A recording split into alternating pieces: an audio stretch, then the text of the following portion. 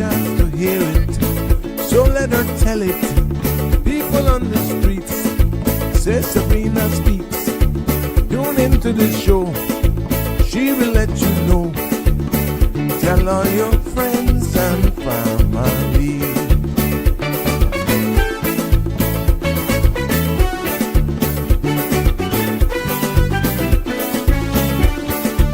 Real talk is no joke.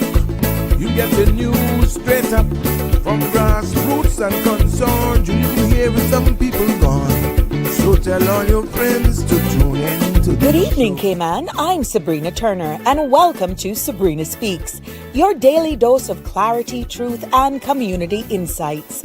Every weekday from 5 to 6:30 p.m., we're tackling the issues that affect you, from national headlines to grassroots concerns. Whether you're in traffic or winding down your day, this is your chance to hear it straight and speak your truth. So buckle up, Cayman. We're not holding back. This is the show. We gotta let you know. Now we got to go.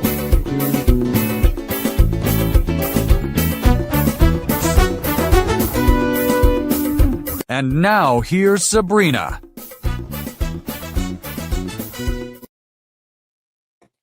Good evening, everyone. Welcome, one and all. Yes, hello to our friends and family near and far.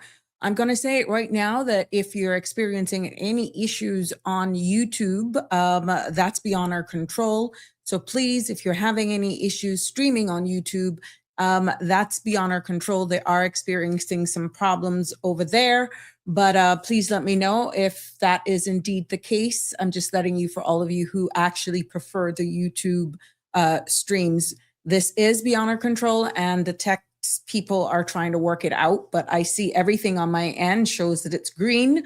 But just in case there's anything, just jump on the stream here on Facebook from whatever platform you're on, be it the CMR or the Sabrina Turner Community Activist Facebook page.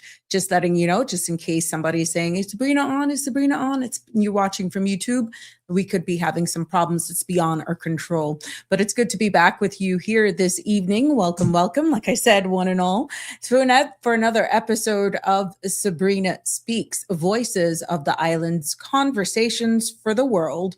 And the podcast where voices rise, stories unfold, and inspiration takes center stage. Yes, it's Tuesday, and we are back after a long Easter weekend.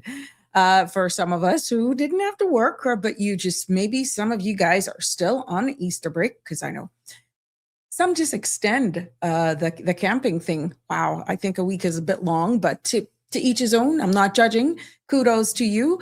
That is what it is. But for some, really, the break started as early as 5 p.m. or maybe you took last break, 4 p.m. on Thursday.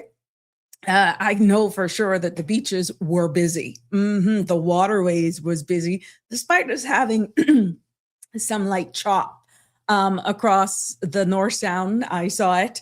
And the roads as well, or I would say Saturday was a little busy. Thursday was, that was mayhem, which I told you that on the show on Thursday.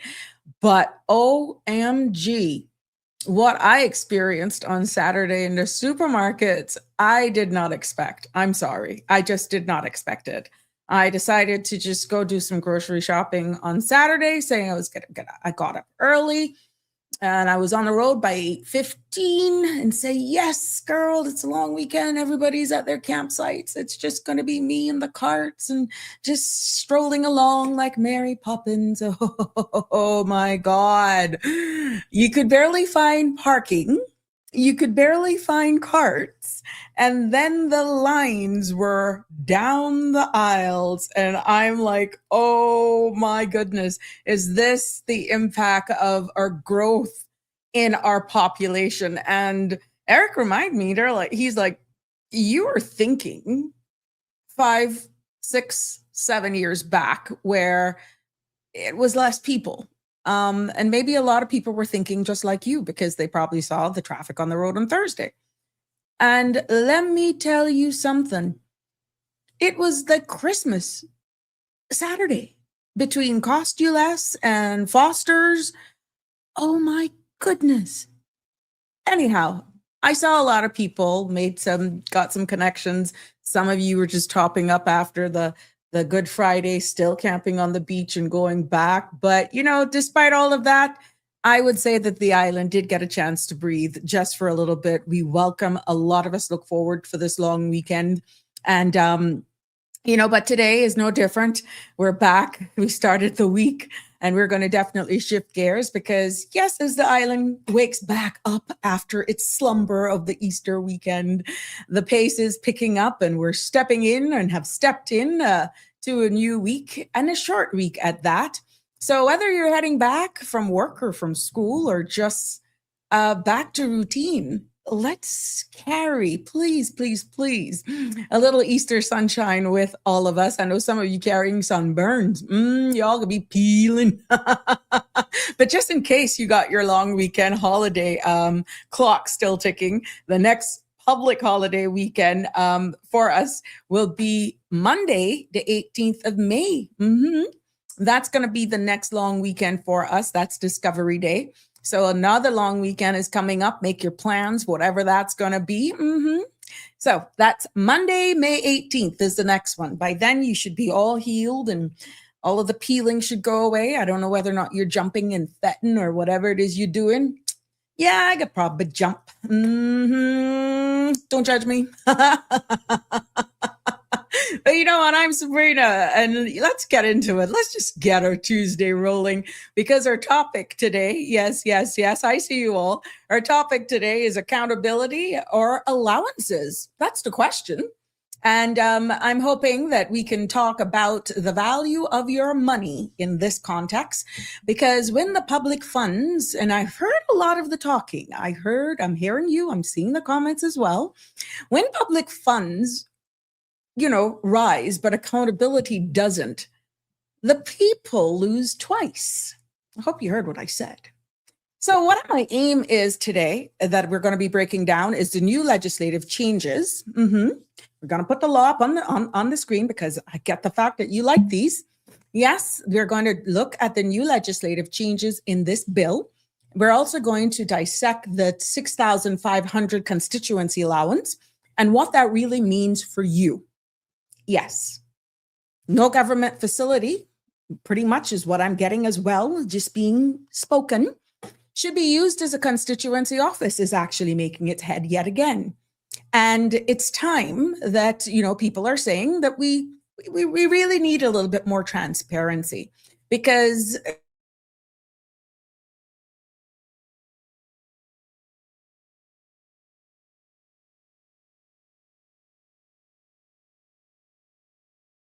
and the value of your money because it's what you, Cayman, deserve.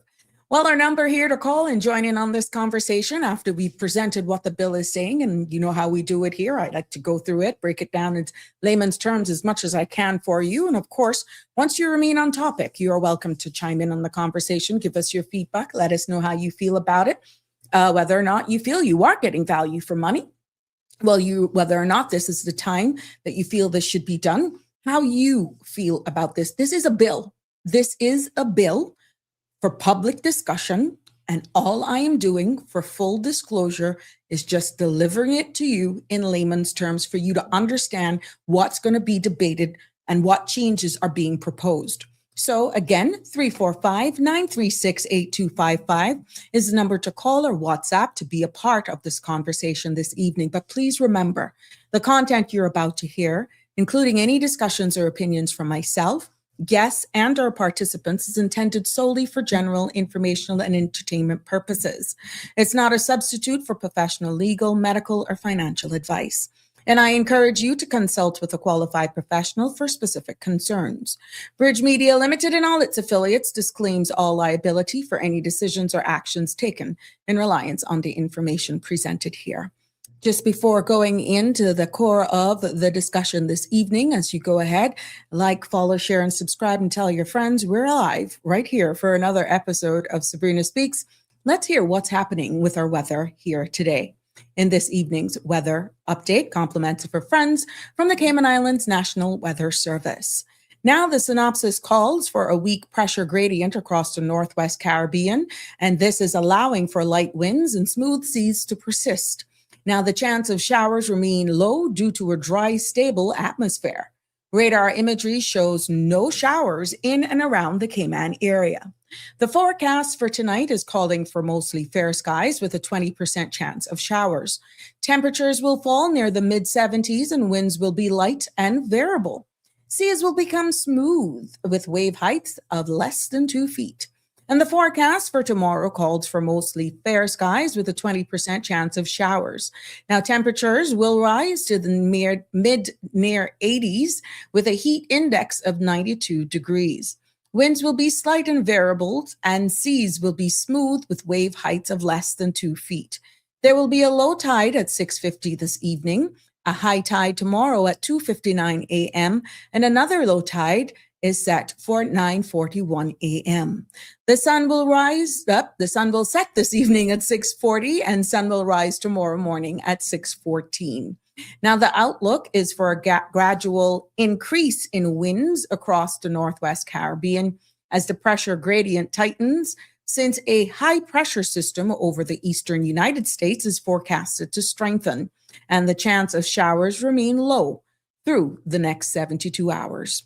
Now, that concludes our evening's weather and into this evening and definitely into tomorrow. There you have it. Welcome, welcome, one and all. Let's take a look at what's happening in our news today. And we'll do our news starting with local news. Yes, breaking news. A Grand Court jury this afternoon returned a unanimous not guilty verdict in a high-profile blackmail case against Cayman Mall Road founder Sandra Hill. Now, Justice Emma Peters directed jurors to acquit after ruling the prosecution's evidence could not properly be put before a jury. Hill was formally cleared of blackmail and attempting to obstruct justice, ending the case without deliberation. Now, the acquittal adds to a long list of unsuccessful prosecutions brought against her, and legal observers say the outcome raises renewed questions about the DPP's approach to cases involving journalists and public commentary. We will definitely keep you abreast of this, and I'm quite sure Sandra herself will definitely give you a more in-depth and exclusive feedback on this. More in our local news. 2 serious criminal cases involving minors are now before the courts. In the first matter, Frank Ralston Ebanks Narvez of West Bay, resident, has pled not guilty to 5 counts of indecent assault involving a 14-year-old girl. In a separate case, Linville Philip Forshaw has pleaded not guilty to 11 charges related to violent and sexual abuse of his 15-year-old girlfriend. Now, these cases have intensified public concern about youth protection and domestic violence here in the Cayman Islands. More on the local front. The Ministry of Youth, Sports and Culture has successfully coordinated the relocation of the historic Louise Llewellyn House, now moved in the early hours of the 5th of April through a major multi-agency effort. That house was built in 1875, and the home is one of Cayman's oldest surviving examples of traditional architecture.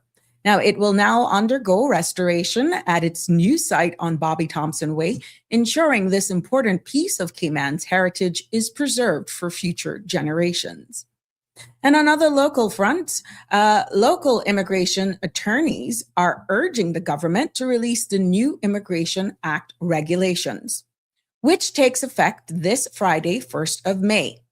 Now, law firm HSM says the public still doesn't know the rules that will govern key changes, including when work permit holders can switch employers in the first 2 years. Now, attorneys warn that without the regulations, both workers and businesses are left unprepared. Now, the Cayman Islands swim team, yes, has wrapped up an outstanding performance at the Carifta Aquatics Championship in Martinique, which officially ended yesterday. Now, our athletes delivered medal-winning swims and personal best, and finals appearances put the Cayman Islands firmly on the regional map. Now, from sprint events to distance races, Cayman swimmers showed heart, discipline, and world-class potential. We will also keep you update with this as we congratulations to Team Cayman. And definitely you've all represented the Cayman Islands with pride, passion, and excellence. So we celebrate you today and we can't wait to see what you do next in the future as you continue to evolve. And of course, with government support, we create the environment that brings good results such as this. Yes, yes, yes. Turning our attention over to the Caribbean and global news this evening before we get into a wrap up. Yes, we see where CARICOM governments are closely monitoring the fallout with Iran conflict. Now that's assessing potential impacts on Caribbean energy supplies and trade routes. Officials stress that there is no direct threat to the region at this time, but says contingency planning remains a priority as global tensions rise. Across the Caribbean, educators and science groups are also celebrating yesterday's successful lunar orbit mission. Several schools hosted Easter Monday watch events, calling the achievement as an inspiration for young Caribbean students interested in engineering and space science. Also, Caribbean disaster agencies are stepping up hurricane season preparations, reviewing shelter, emergency communications, and supply stockpiles. Officials say early readiness is essential to climate-driven storms as they continue to intensify across the region. And in Caribbean, economies remain stable but vulnerable as rising fuel costs and market uncertainty affects forecasts. Now, governments are urging households and businesses to plan cautiously as inflation and external pressures continue. In global news, we see wherein tensions remain high as fighting continues between Iran and regional coalition forces. Overnight strikes targeted military infrastructure, prompting renewed international calls for a de-escalation. Humanitarian groups warns that civilian displacement is increasing, and world leaders are pushing for a return to diplomatic negotiation. Also, in regional news, CNN is reporting that the Iran war has now having cascading impact on the global economy, with disruption spreading from food supplies to fertilizer production. Analysts say that the conflict is straining shipping routes, driving up energy costs, and putting pressure on agricultural markets worldwide. Economists warns that if instability continues, consumers could face higher prices and tighter supply chains in the months ahead. In a major UK music festival, yes, that has been cancelled after British Home Office blocked Kanye West from entering the country. Withdrawing his electronic travel authorization, West was scheduled to be the headliner in the Wireless Festival this July, but officials cited that his history of anti-Semitic statements has grounds for the ban. With sponsors pulling out and no replacement headliner secured, organizers confirmed that the event could not go ahead. In space news, NASA says its crew's spacecraft completed a full orbit of the moon yesterday, marking a major milestone for the Artemis program.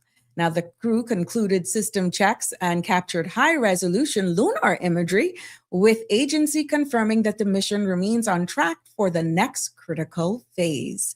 And global markets opened mixed today as investors reacted to the U.S. economic data, showing slower job growth and persistent inflation. European and Asian markets are fluctuating amid energy price concerns and geopolitical uncertainty. Economists also say that the next quarter will be crucial as central banks weigh future interest rates decisions. And that concludes this evening news from the region and international as well. Welcome, welcome one and all to every one of you who are just joining us. Hope that you had a very good Easter weekend. And if you're still at the campsite, woohoo, kudos to you. You got definitely the stamina. Wherever you are, it's good that you're joining us today, and it's good to be back with you as we get, we like those old Buick after a long weekend, got to crank us up to get us going. Yeah. But I'm happy to be here. Happy birthday to everyone who's celebrating a birthday today, and definitely you've celebrated a birthday over the weekend.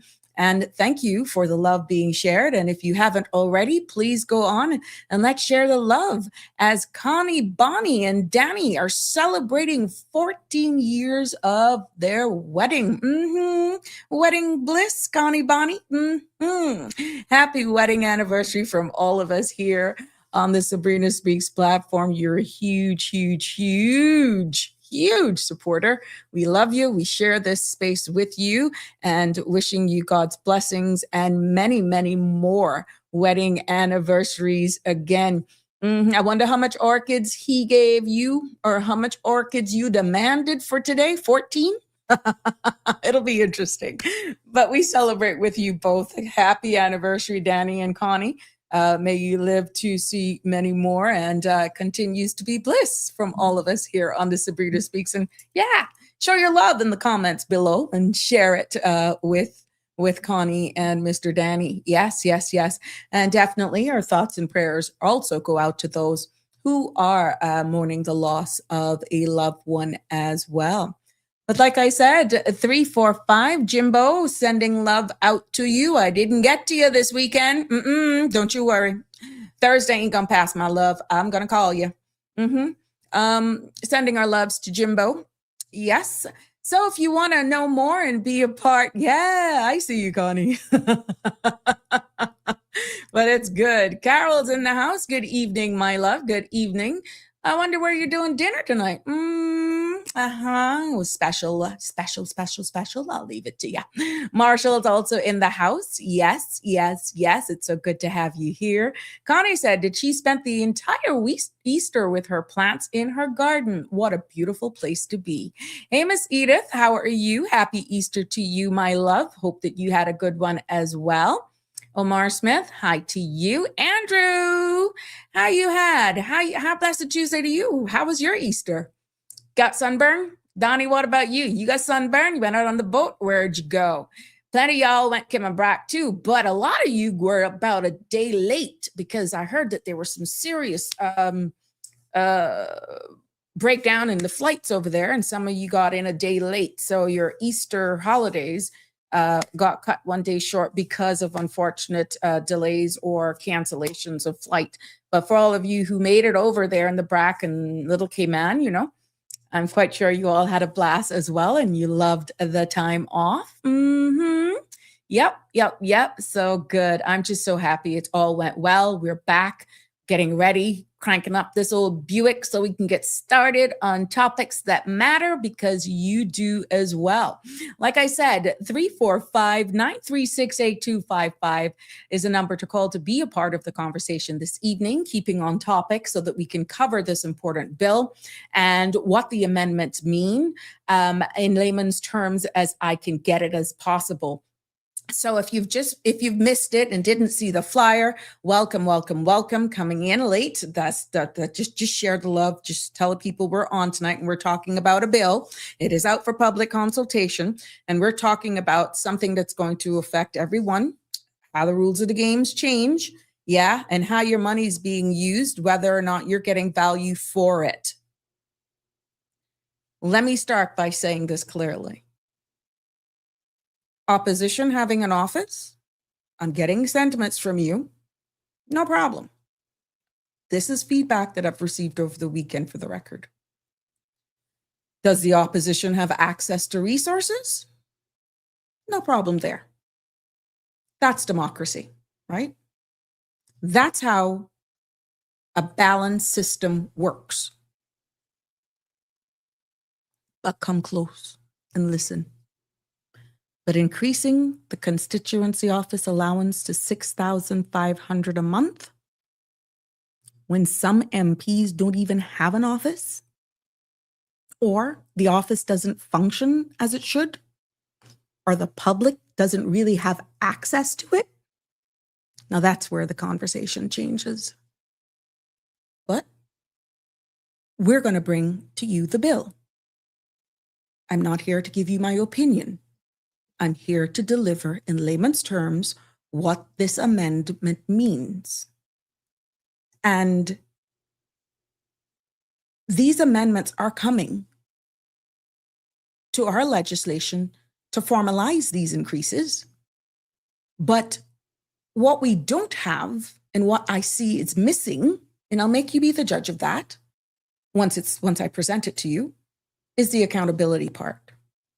No requirement for full opening hours, no requirements for MPs to actually be in office on set days, no requirements to report how the money is spent, and no requirements to prove that the office even exists. So listen to this. This money is not given to MPs to hand out to constituents. It's not given to honestly pay people's utility bills. It's not given to buy favors or curry support. It's given to operate a functioning office. Rent, utilities, supplies, a place where you can walk in and seek assistance, guidance. Get help then. And please allow me, because some of you are whispering, but you said it to me, and I'm going to say it on behalf of all of those who've made representations to me. No government facility should ever be used as a constituency office. Under no circumstances is what people are saying. And that is not what the allowance is for, okay? Leadership cannot rise above the cost of living while people fall beneath it. So if you want to know what this legislation is changing, please allow me, yes, to bring it to you. I will share the link below for you. I will put it up here on the screen. Let's break it down together, okay? Let me get the link. Let me just share the link with you so that you can download it and read it at your own time, because we know how that goes. And I just want to be fully transparent with you at all times. Let me just copy this link. So if you doubt me, you can go through it, but I will do my best to break it down for you little by little, step by step, each page. Okay? So pretty much what the bill wants to change in the Parliamentary Act, as you see it here, the Parliament Management Act, is that 4 key things pretty much, right? The leader of the opposition gets an official office and staff paid for by public funds, your money, okay? That's what it's proposing. That's 1. 2, every MP gets a constituency office manager hired by the government to help run their office.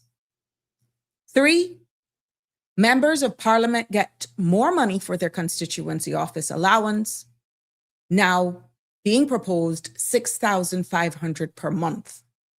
And the 4th part of this amendment covers where some members of Parliament, specifically the Deputy Speaker and Deputy Leader of the opposition, is proposed to get a 10% salary increase for their roles.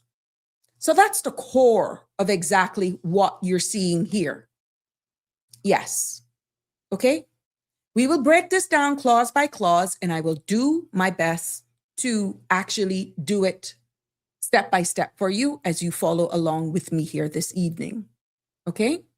So you have the objects and the reason. That pretty much breaks it down, what everything is saying, and in a synopsis. This is like the executive summary, right? And then you have where it has your table of contents, the different clauses, which I will be going through 1 to 8 with you today in layman's terms. So please tell your friend if you don't understand what this is it in layman's terms, okay? So let's start with clause 1. that it says, as you can see here, zoom in if you want. I've put the link so you can follow along with me. This says short title and commencement. And I'm going to be doing this in layman's terms, so I'm going to be consolidating it for you as best as I can, okay? Now, this is just saying what the law is called when it comes into effect. Nothing controversial here, to really be honest with you, because this is the clause that tells us what the law is called when it officially starts working, so to speak. And what it is called is that this is the act, may be cited as the Parliament Management Amendment Act of 2026. And this is the act that comes into force for publication. That's why it's called a bill. So most of the law becomes active as soon as it is published, meaning that the moment it's officially released. So in this case, this is a bill. You start the public consultation. Okay?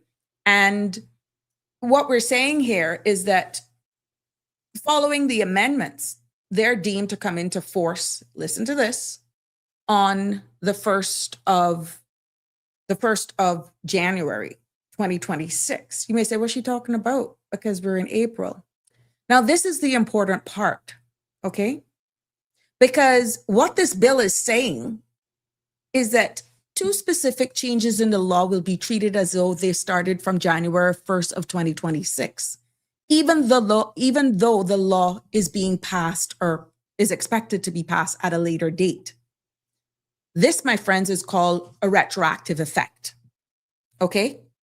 When you look at the Schedule 1 of this, yes, we're going. When you look at the Schedule 1 of this and the amendment to paragraph 1, subsection 2 and part 2 of the schedule, which I'll break down, those 2 changes will be backdated to January 1st of 2026. Yes. And anytime the law is backdated, the public should pay close attention, because retroactive changes usually means that someone wants the financial or administrative benefits to start earlier, even before the law was officially passed. In this case, for this particular bill, the retroactive parts relate to allowances, terms and conditions, and salary-related adjustment. So what you, the public, need to understand is that the bill makes certain financial benefits effective from January 1st, even though the law is being considered now, after the fact. And that means that the increased costs to the public start earlier than the law itself. Okay? You get where I'm coming from with that? Yes. Moving right along to clause 2, because I would want you to weigh in on this, and let's get your opinion, but let's be informed first, okay?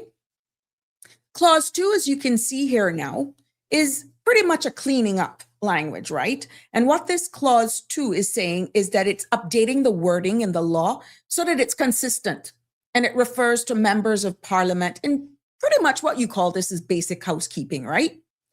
And this section is just about, like I said, how it's cleaning up the wording of the law. It does not change any powers. It doesn't change money, responsibilities, or even the rules. All it is doing in clause 2, as stated there, it's simply updating how the law refers to members of parliament. The bill goes through the entire Parliament Manager Act, and it replaces members of parliament to member of parliament to members of parliament. Okay, so that's really what it's a tidy up exercise. So it's really fixing a grammatical errors and making wording consistent everywhere in the law. And this particular clause doesn't change anything major. Again, it's housekeeping, but it's important because it shows that the bill is being cleaned up to look more polished, be more official. And the bigger changes really and truly is not that, it comes later.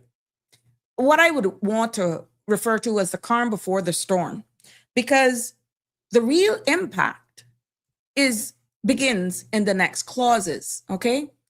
You see that I have up here clause 3, which says interpretation, which is one and same as definitions. Okay? Now, these changes in the definitions of two roles connected to MP's constituency office, and these definition matters because it determines who hires staff, who they answer to, and what their responsibilities are. Okay? And what it actually says, because one of the position is the constituency assistant, constituency office assistant. You used to hear them say COAAs, right? Now defined as someone, this constituency office assistant is being defined as someone who's appointed now by a chief officer, not by the member of parliament, not by the member elected or who they provide services to. Okay? And what the bill really says is that a constituency assistant is now being defined as someone appointed by the chief officer, not by the MP, and their job is to provide service to that elected MP. If I sound repetitive here this evening, it is deliberate because I want you to get it. If you're not accustomed to reading laws, you will appreciate the repetitiveness, okay? So don't think that I'm repeating myself. There's a reason why I'm doing it, so you get it. In this particular case, a constituency, like I said, is absolutely no longer hired by an MP. They're hired, like we said, the chief officer, a senior government administrator. That's what this is saying. They work with the MP, but they're not the MP's employee. And this matters a lot because MPs now lose somewhat of control over who works in their office. Now, if it's wrong, I challenge somebody to come out, but this is the interpretation of what's in the public's domain to be considered, right? And why this also matters is because staff may feel more accountable to the government than the MP or the public. But it raises questions then about independence and political influences somewhat. And it changes the dynamic of constituency services as well. Now, this is a major shift in how constituency offices operate. Remember, this is a bill for public discussion. The other role that is being introduced is a constituency office manager.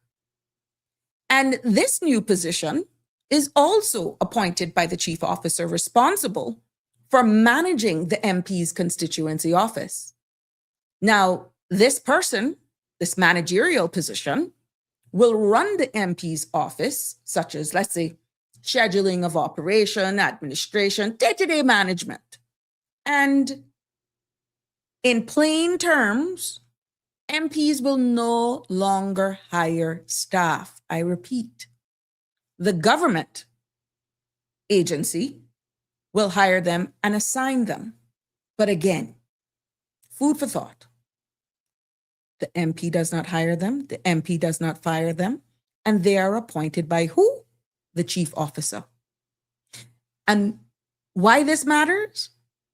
This is even more significant than the assistant role, because a constituency office manager is the person who sets the tone of the office, manages staff, somewhat controls the workflow, oversees public access, ensures the office is open, and also handle administrative decisions.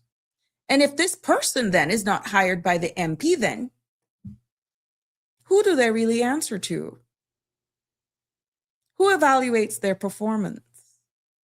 Who ensure that they will be serving the public and not public interests?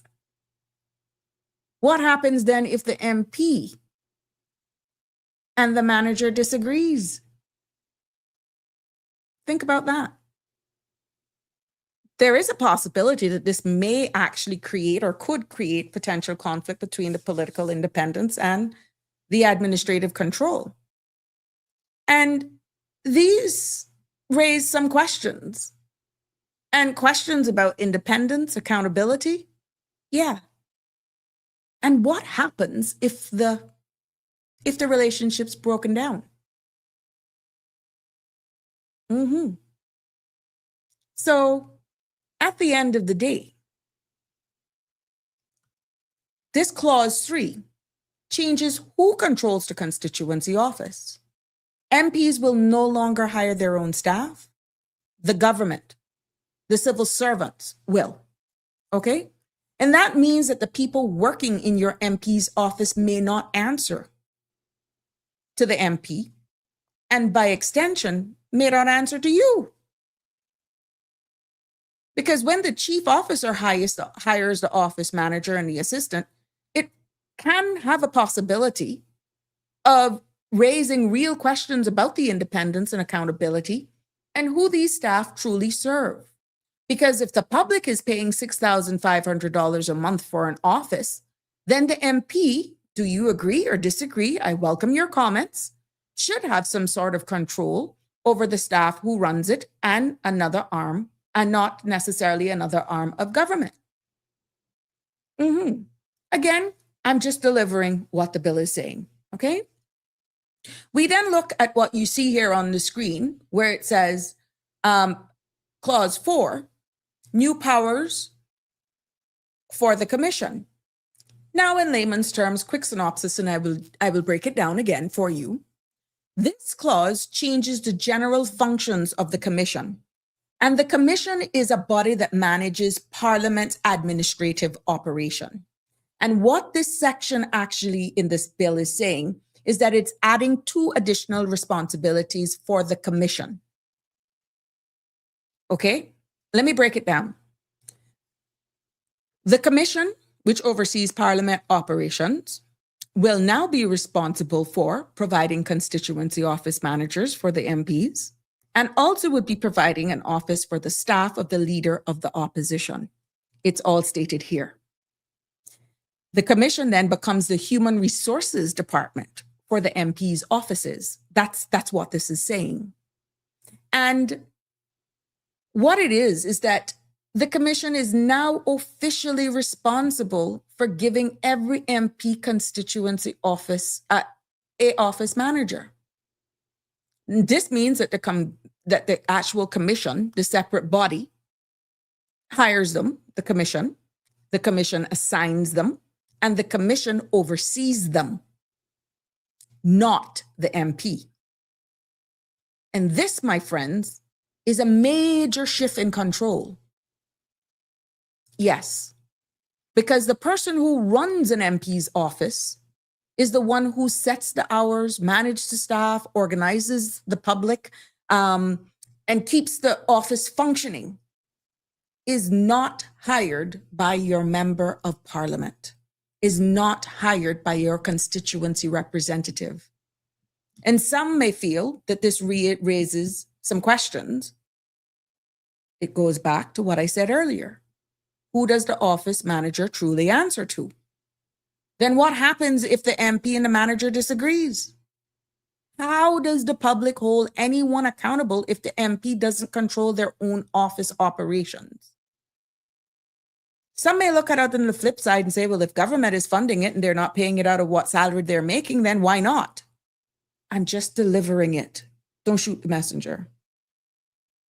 This, my friends, is a structural change that affects independence, accountability, and service quality.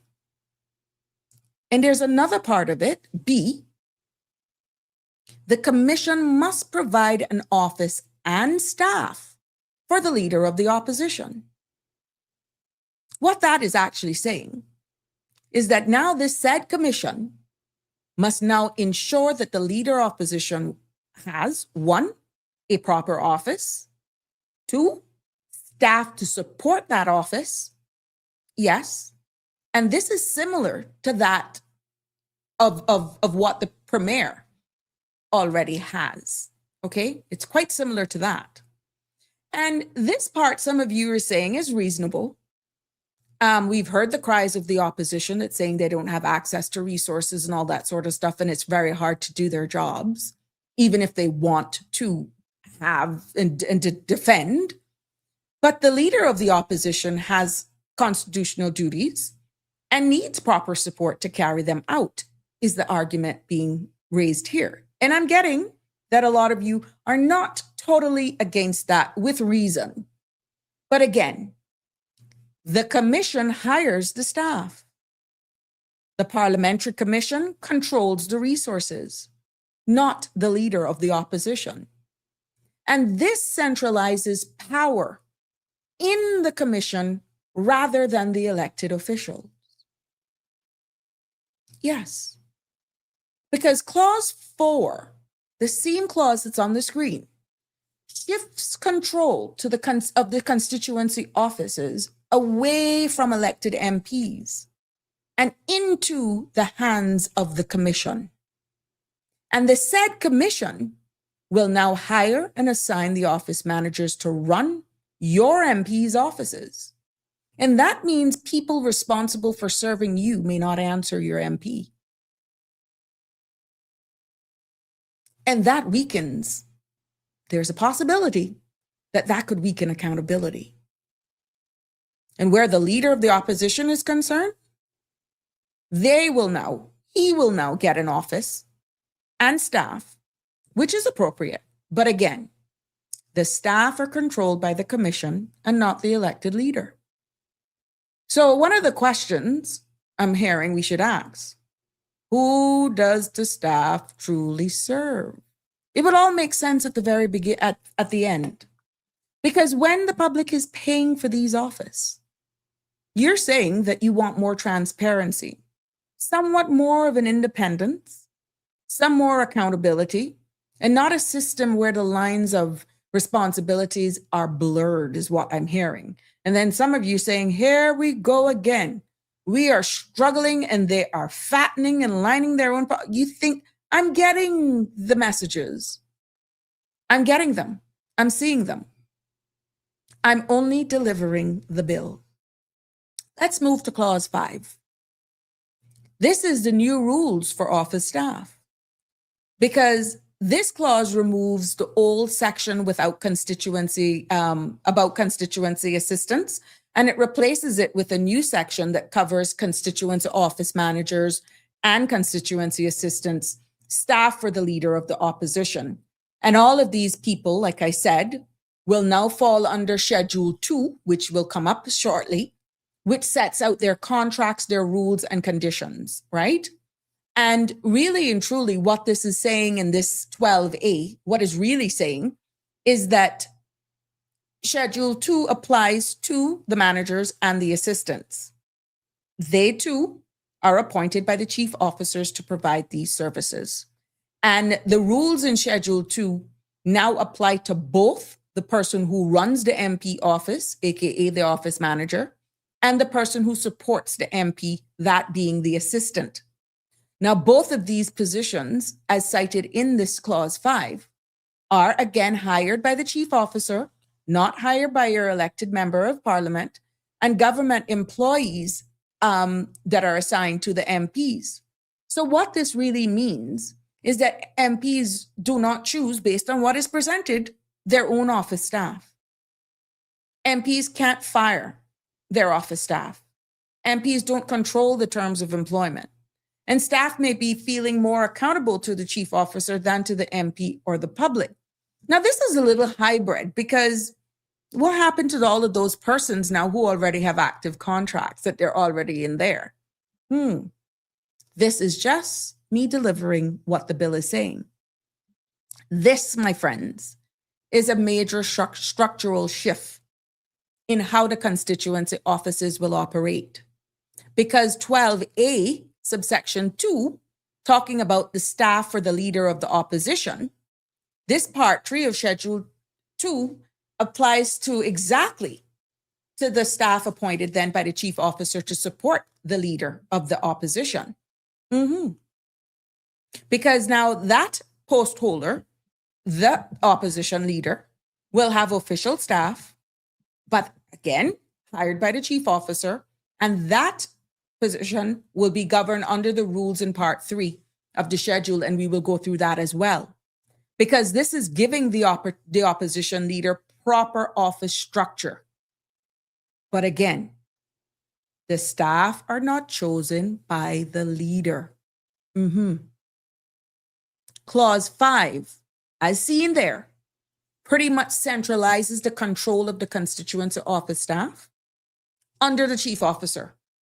And that means that people who run the MP's office, answer your calls, manage and access your representatives are not hired by the MP and don't answer to the MP. And this, for some of you are saying, could possibly raise some questions, again, about the independence and accountability. Yes, even the leader of the opposition will have staff chosen by a chief officer, not the elected leader. So the question still remains, I'm seeing it, who does the staff really serve? This clause, my friend, is just not administrative. It changes the power structure of constituency offices. You're seeing now in clause 6 where it's updating the structure. And what this clause changes in section 13, which deals with the structure and responsibilities of the commission. And that is the body that manages Parliament's administrative and financial operations. And this amendment that is proposed in subclause 6 pretty much replaces paragraph C with the new version that expands what the commission is responsible for. And what it really says is that the commission will now have these major responsibilities in that they rule and process that governs the constituency office managers, their assistants, and the leader of the staff or the leader of opposition. Who gets hired, how they're hired, their terms and conditions, their contracts, their employment rules. This centralizes staffing power under the commission, okay? This is exactly how it's laid out into this. And why this matters is because it definitely removes MPs. And MPs no longer have the control over their staff, as we said before. Yes. And it sets out the key political roles. So pretty much the commission will decide how much money these roles receive in allowances as well. Yes. And this includes the increase of 6,500 constituency office allowance, the special allowance for Cayman Brac and Little Cayman MPs, the allowance for the premier, the allowance for the leader of the opposition as well. And this clause ties the commission directly to the financial decisions that affects members of parliament, constituency offices, and leadership roles as well. Because what it does, it gives the commission significant influence over public spending and political resources. Yes. This very same clause 6 gives that commission enormous powers, not just over staffing, but over the money the members of parliament receive for their office and roles. And the said commission will now control who works in your MP office and how much money that the office receives. And this centralizes power away from the elected representatives, which some of you will say, thank God. Some of you may say, no, it's not making much sense. They better look at that again. I'm seeing it. I'm seeing you. In an administrative body, that's really what it's doing. Because again, when the public is paying $6,500 a month for an office, the public deserves clear accountability, not just a system where responsibility is blurred. Because a lot of you are still saying, where are the MP's offices in my constituency? I don't know. You all don't really understand what this money is for. You think that it's just additional money for them to give out. Yeah. What this clause in 6 is saying is that it affects both staffing, money, and it strengthens the commission control over both. And pretty much these roles are now officially part of the Parliament staffing system. Yes, that's what that is saying. Just moseying on to clause 7, that is going to be speaking about salary increases. We see in this bill where the deputy speaker and the deputy leader of the opposition gets a 10% extra on top of their monthly salary. So in plain English, 2 MPs get a pay bump. They get a pay up bump. Yes, they get more money. And what this is doing is that, I come into that WhatsApp. This clause changes Schedule 1, which deals with the salaries, allowances, and benefits for cabinet members and elected MPs. Now, it makes 2 very specific changes. Both of them are pay increases. The deputy speaker allowance increases from 2.5% to 10%. The deputy speaker used to get an extra 2% on the top of their monthly salary. Now, what is being proposed in this bill, they will get a 10%. That is a quadrupling of the allowance. And this is a significant pay increase for one position without any explanation in the bill about the increased responsibilities, increased workload, performance requirements, and accountability measures. Maybe it may be cited in the regulations. I don't know. I'm delivering what the bill is saying. This bill is saying it is simply a raise. And the other part of this is saying that the deputy leader of the opposition allowance also increases from 2.5% to 10%. The deputy leader of the opposition allowances increases from 2.5% to 10%. That's 10% of their monthly salary. Again, a quadrupling for the allowance. Just like the deputy speaker, this is a major increase with no clear wording or how. There is no justification, no performance standards outlined, no accountability in the requirements. It's simply a raise. Maybe when they're tabling this on the floor of Parliament, you will hear more about it. Maybe as this is out for public discussion, based on whatever sites they so choose to go on to break it down from their perspective, they will take the time to justify this and make it clear with what we're pointing out. Because what Clause 7 is saying, in a nutshell, it increases the allowances to the deputy speaker, the deputy leader of the opposition, to 10%, a 4-fold increase. And like I said for the 2 position, at this point in time, what's in the public's domain, there's no explanation, no justification, no accountability tied to these rises. Because while the public is struggling with the cost of living, you're saying it every day. I'm seeing your comments and I'll get to you in a second. This bill quietly increases political allowances. And don't you feel as a jurisdiction that you deserve transparency about why these increases are necessary and what value the public receives in return? That's just a general question. This, my friends, is not about service. It is about the benefits, and it's the benefits without accountability are not in the public's best interest. I'm getting it. Yes, I'm getting it. Andrew says, how many offices are there? That's 80,000 a year times how much? Well, we don't even know where some of these offices are. And it's unclear. Now, I stand to be corrected. Some are sharing, some don't have any. Some, they are existing, but they're not properly managed for whatever reason, despite their staff not being paid out of their salary. they're all being paid out of government, out of your money, out of Parliament. So I don't know. But we'll go on I'm seeing where your questions are going and your concerns, and please keep them coming in because I'm delivering only what the bill is saying, right?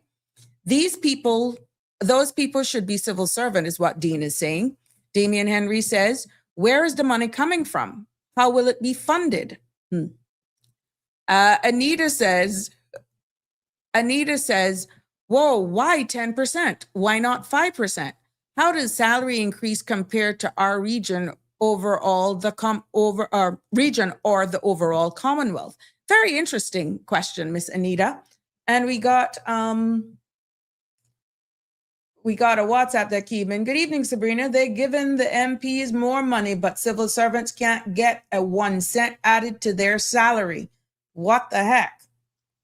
Yeah, keep them coming in. This is public consultation is all about, right? Keep it coming in. I'm quite sure they will see it, and hopefully in their preparation for when this is tabled on the floor of Parliament, some of your questions, concerns will be answered there and then, or if they're going to do any public appearances, they will try to address some of these here before it gets to the floor of Parliament. Bearing in mind, once they get on the floor of Parliament, your input really is nothing, because at that time now, it's being debated. Yes, it's being debated. We go on to clause 8. Now, this is the big one, because what this clause is saying, it's pointing to Schedule 2 of this bill that is being replaced. And this, my friends, is the most important part. Why? I say this because this part creates new rules, again, for the constituency office managers, staff of the Leader of the Opposition, and what we just covered. It increases the constituency allowance of $6,000 to $6,500 per month for every single elected member of Parliament. This is addition to their salary, okay? So what this is, in this Schedule 2, is that your MPs will get more money for their constituency office, but the bill does not require proof that the office exists, proof that the office is open, proof that the MPs attend, proof of how the money is spent. There's no proof of reporting, accountability, or performance standard. And this is where the public, and getting the questions, needs clarification. Yes. Schedule 2 of this. Schedule 2. Skipping right along so that you, my friends, can be a part of it. That is the part where the old Schedule 2 replaces the brand new Schedule 2, where the law sets out again who constituency assistants are. Exactly. It also, who constituency office managers are as well, and how they will be hired, what rules they follow, and how constituency allowance work, and what allowance the Premier gets, what allowance the Leader of Opposition gets, and what allowance the BRAC and Little Cayman MPs get as well. So by repealing Schedule 2 and substituting the schedule for what they're proposing, is that they're scrapping the old rules and replacing them with a completely new system. Yes, they're with a new system that will now encompass constituency office staffing, constituency office money, leadership allowance, BRAC and Little Cayman allowances. And this is really the heart of this bill.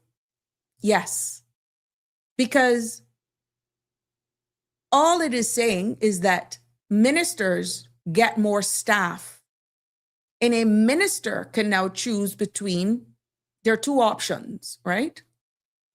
2 full-time assistants and 1 part-time assistant. Or option 2, 1 full-time office manager, 1 full-time assistant, 1 part-time assistant.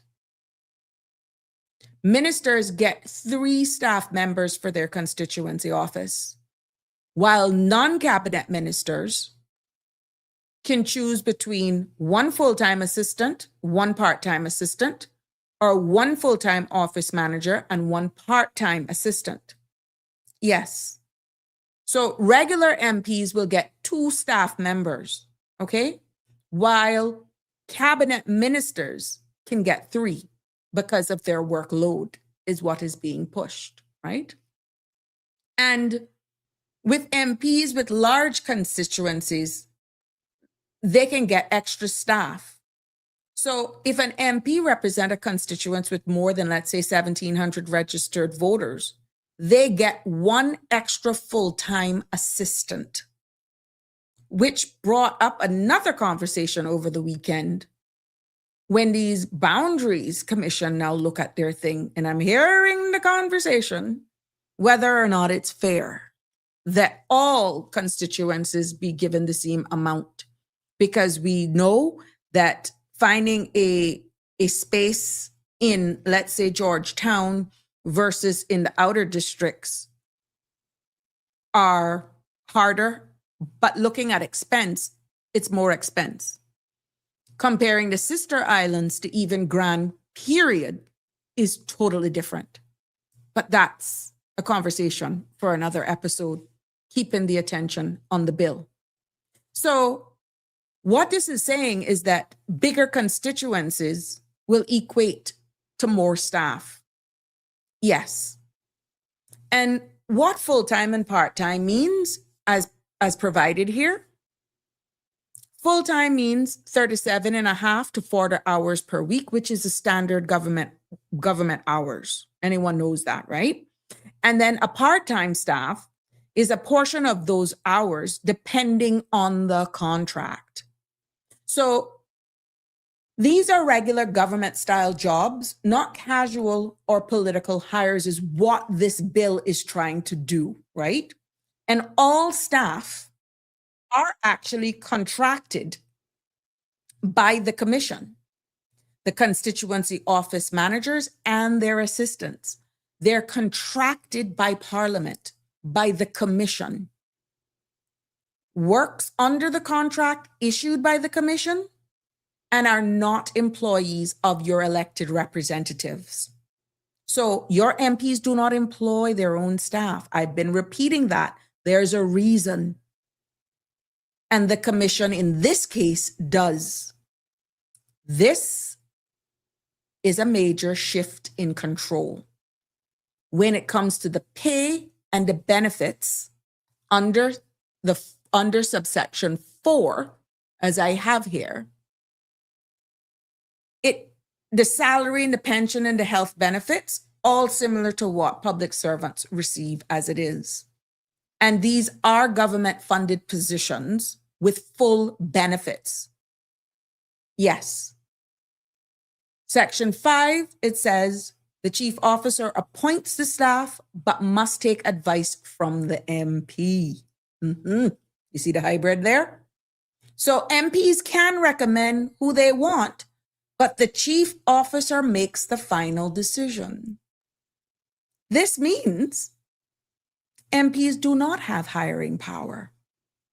The chief officer can override their preference.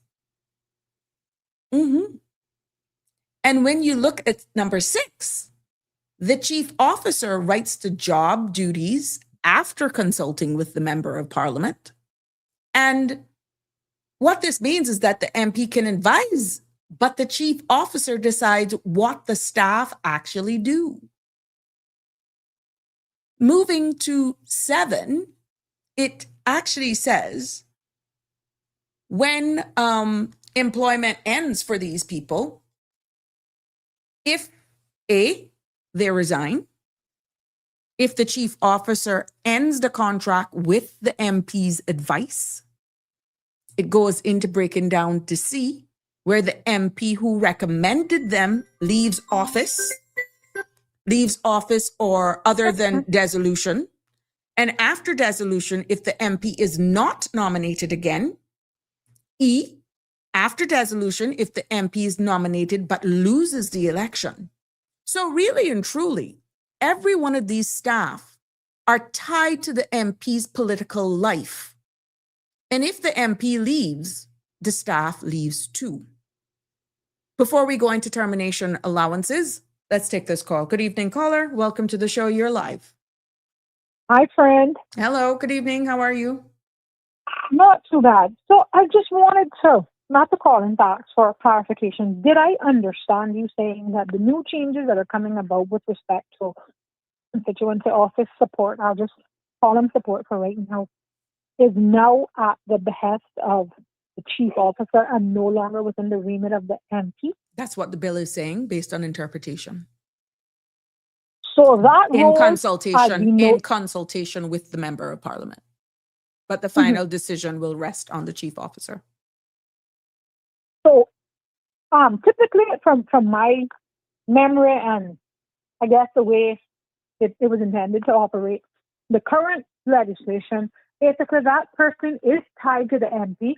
That person is hired based on the MP's request and can be let go under those same circumstances if the MP no longer wants or requires their services. Or if the relationship has broken down to a point that they If the can't be relationship trusted. has Because broken. you know the Correct, importance correct. of a constituency office staff. Absolutely. They can but make or break your election. But this is what I'm driving at. And what I'm saying is, if the suggestion is now that this is going to be changed so that if that relationship, that marriage, because essentially it's kind of what it is, you know, it has to be a relationship based on trust, confidentiality. I mean, it is essentially a fiduciary responsibility between the MP and that, let's just say in this case, I think the constituency manager. That person is dealing with not only the MP's confidential information, but also constituents' confidential information.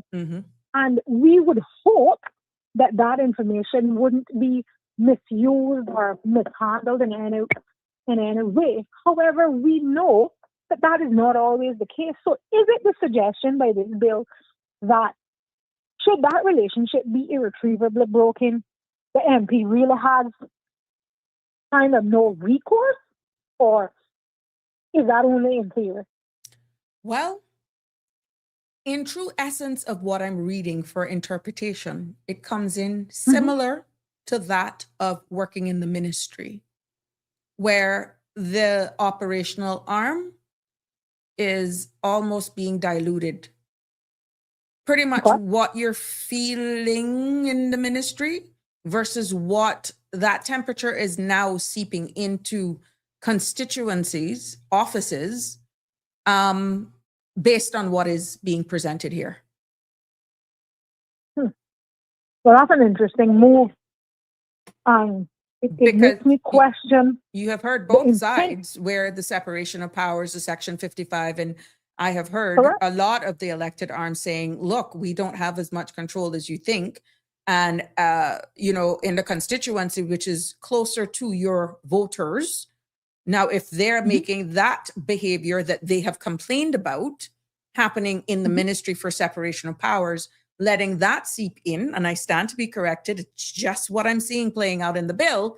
Are they did they read this? Well, this is precisely, I think, and I mean, this is something that they were specifically charged with, making sure that the right information got put into the bill, right? Let me not speak for MPs because they collect a salary every single month on whatever their government payday is, whether or not they show up for work. However, it is the constituents who feel the pain for them not doing their job, right? And my only concern I would like to raise with this potential bill, should it come to pass, is a breach of data. A breach of data.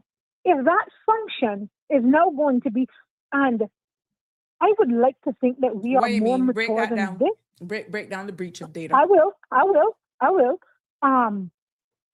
We are a very small community, a very small society, and on a constituency level, even smaller, Mm-hmm. but very large in the information that we share. And I guess my concern is Sabrina has hired Siobhan in her office as her constituency manager. Mm-hmm. And this is not too far-fetched. We have seen this just as recent as last election, Mm-hmm. where a relationship broke down between an MP, I think she was a sitting minister at the time, and her, I guess what would have been her constituency, what they now classify as her constituency manager. There was a breakdown in relationships there, and that individual putting out all sorts of information and all sorts of business that you would have otherwise said that should be confidential. No, I'm not ignorant to the fact that we do live in a small community and stuff is going to get out. I'm not suggesting that it's right or okay, but that is the reality that we live in. Information is going to get out. And if you are standing at Sabrina's office, God knows you ain't there for nothing else besides NAU help, because God forbid you need to get something notarized by the MP as a JP. You understand? The thing is, removing the controls in terms of who the MP is allowed to keep within their employ is a double-edged sword.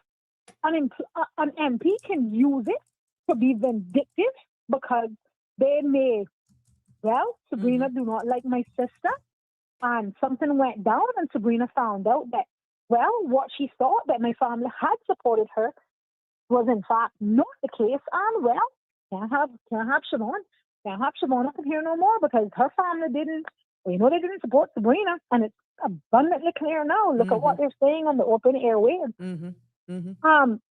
There's no protection for the employee in that. Well, there is protection for the employee in that regard. However, I think the biggest burden that we ought to be protecting is the confidentiality of the constituents.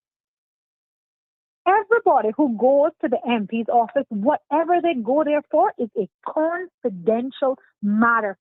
Nobody should know that I visited an MP's office, whether it was to get assistance with employment, assistance with DFA, a mere signature for a passport form. Nobody should know. And the fact that this is kind of up in the air, going to be tossed about as to who is going to make a decision as to whether or not my information is going to be in the public domain. And I'm going to say it like that because that is exactly the risk that we are facing right now. That doesn't sit well with me. That doesn't sit very well with me at all. That, like I said, that relationship is a fiduciary relationship. You are entrusted with information that is maybe very confidential. You're entrusted with the lives of everyday people who have fallen on hard times, people who have become ill, and otherwise we saw the health insurance law be updated to include medically indigent persons.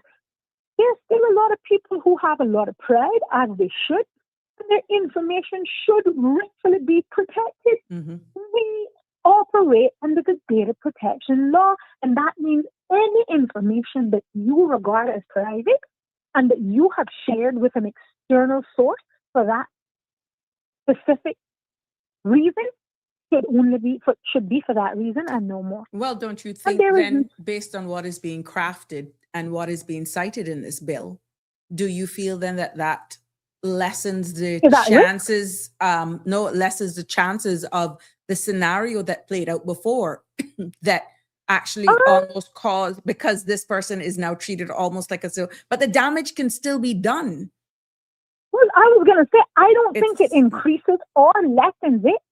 But the fact that MPs are now going to kind of be, like I said, whether this is in actuality or just in theory, that an MP is going to be required, and I'll put that in air quotes, required to keep someone in their office, someone that relationship has irretrievably broken down for whatever reason. And they don't get the support of the chief officer or the commission to remove the individual. How will that MP be able to move forward with a relationship based on trust and confidentiality, which is a fiduciary relationship? I want to keep that at the forefront of everybody's mind.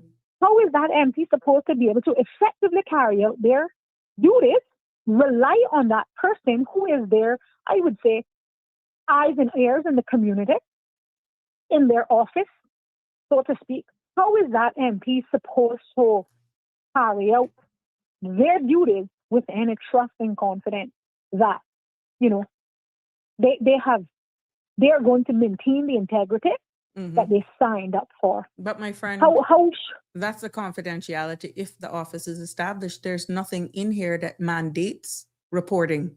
That they must establish an office. You must show the public office hours. You should, at least in the public's domain, say what days you're in office, unless, say, for exceptional circumstances when you're in Parliament or you're outside. There's nothing as cited in this bill. Maybe that's coming in the regulations. I don't know. Maybe that may be delivered on the floor of Parliament. I don't know. I don't think so, because that would create a different level of accountability that I think, based on my experience with all of the MPs, all of my voting life, which has been almost 20 years, I don't think that that's a level of accountability that MPs want.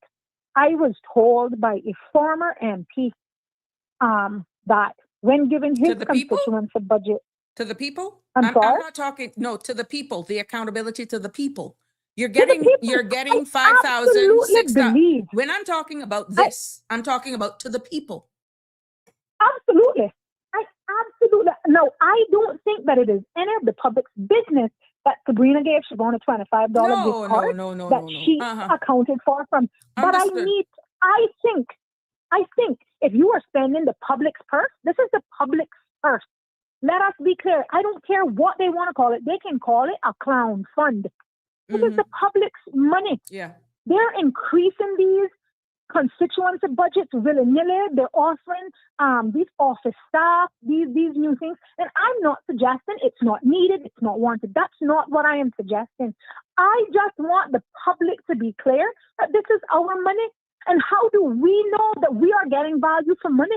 That's the question. As you pointed out, they amended the legislation to ensure these increases move forward. However, there is nothing in legislation that requires them, mandates them, shalls them, if you will, that they shall have an office, that they shall display their working hours, that they shall have at least one person present. For God's sake, we saw an MP that had no office for 5 months last year. We don't even know if he was operating a Sky phone, but he was collecting that $5,000. How does the public know where this money was spent? This is unacceptable. And I am not here suggesting that we need a breakdown, but I think at the bare minimum, to appease the public, that we should at least know that you have an office, what the office hours are. That information is made public. If there are changes to it, right now, I think under the previous legislation, MPs had kind of like, they were allowed, I think, 1 day per week. The ministry gives you an opportunity to have 1 day designated of the week that you spend in your office. But that was, they know that it's expected whatever day that you choose, as long as it doesn't conflict with cabinet or caucus, that you are not in office because you're giving that weekday to your constituency. Now, that doesn't mean that a whole lot more to do a whole lot less. No, but that's only from the crying shame. That's only from the ministry. Speaking from experience, there have been days that I was there on the weekends, Saturdays, Sundays. I even changed constituency days, clinics, because of either being in Parliament or having had to attend events and all that. I made that back up. This is only speaking from experience. You understand? And there are times that you go there after 8, 9 o'clock at night. Well, I told you the reward for good work is more work. The reward for no work is no work. But my conscience sets me free. But what I'm saying now, you don't even know that. Yeah, I made an effort. That's not good enough. For me. That is not good enough for constituents. I'm sorry. That is enough. That is not good enough. It is not good enough that for 6 months leading up to an election, you get enough of them, like, God rest her soul, my grandma say, your stomach is sick. in, and you can't even get a response to an email 30 days on. You show up at their constituency office. They don't know whether you're coming there for a signature, for help. They don't even know.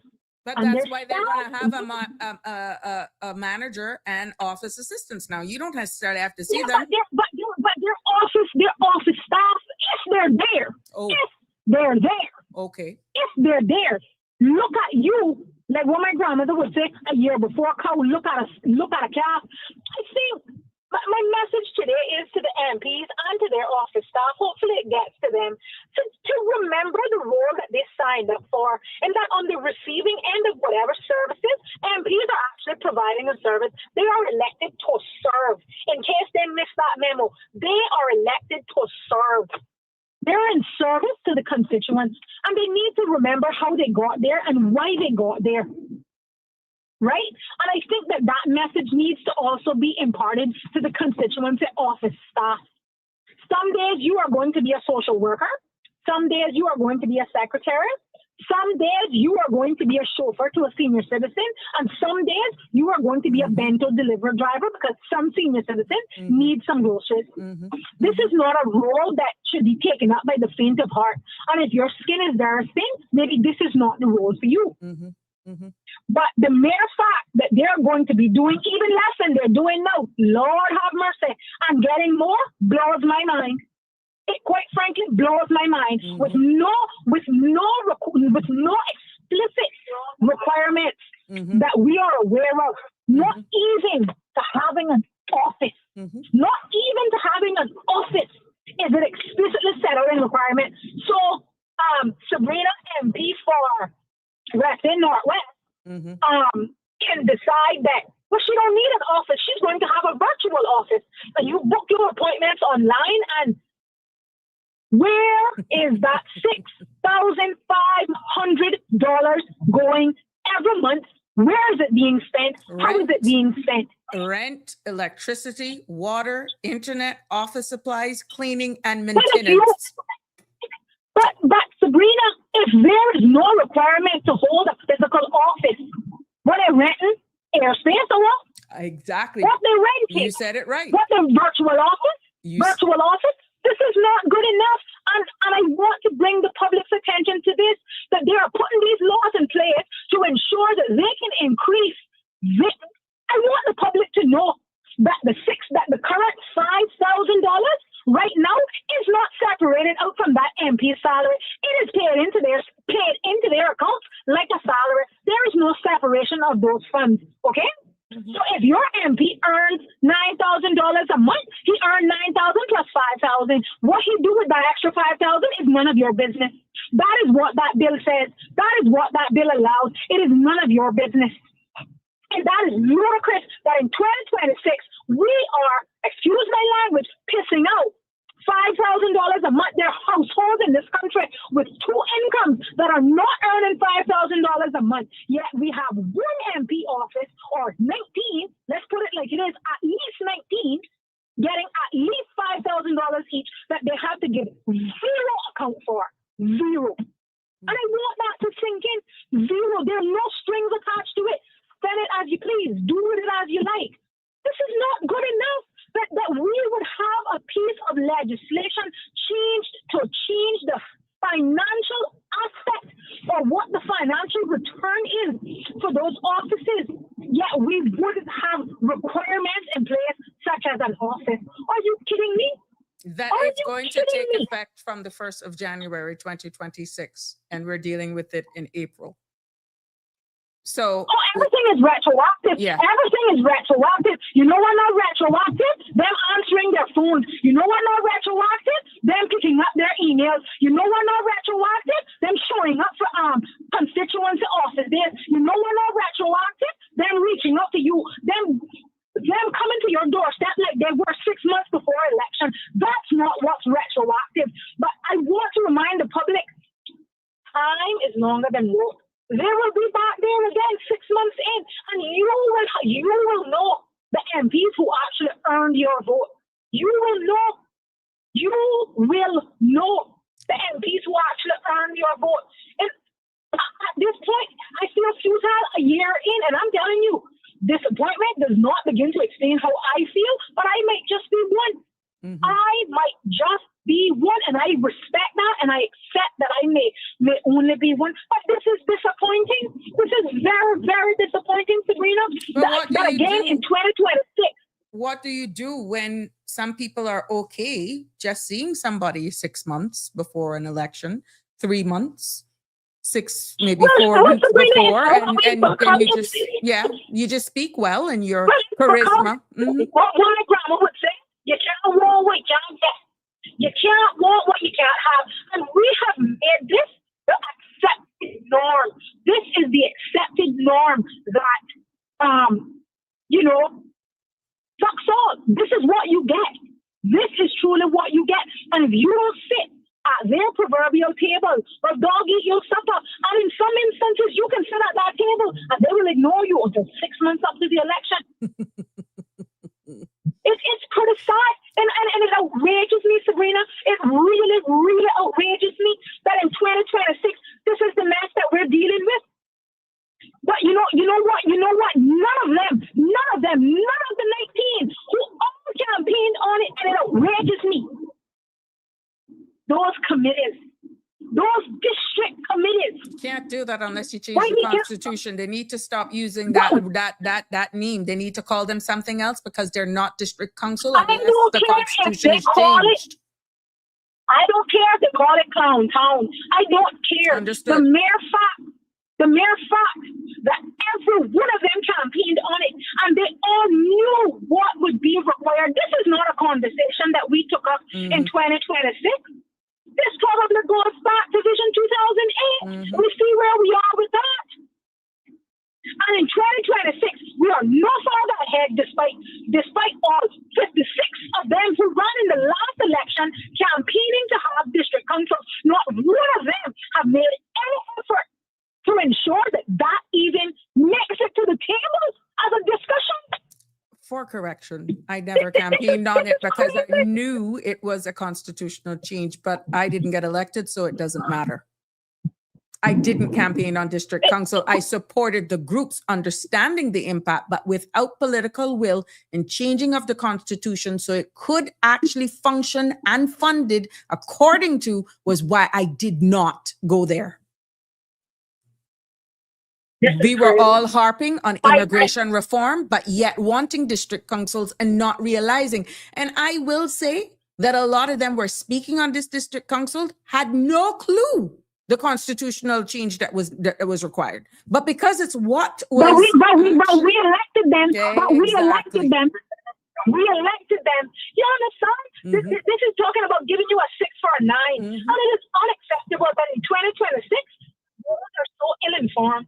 So ill-informed. But this is why I am doing it in layman's terms. I am doing it. Do not shoot the messenger. I am doing it based on what builds. Nothing that I have said here is from me. Which is why, line by line, your girl is putting up the bill. This is not me. This is why your MPs are proposing. And there is no requirement for proof of office that an office exists.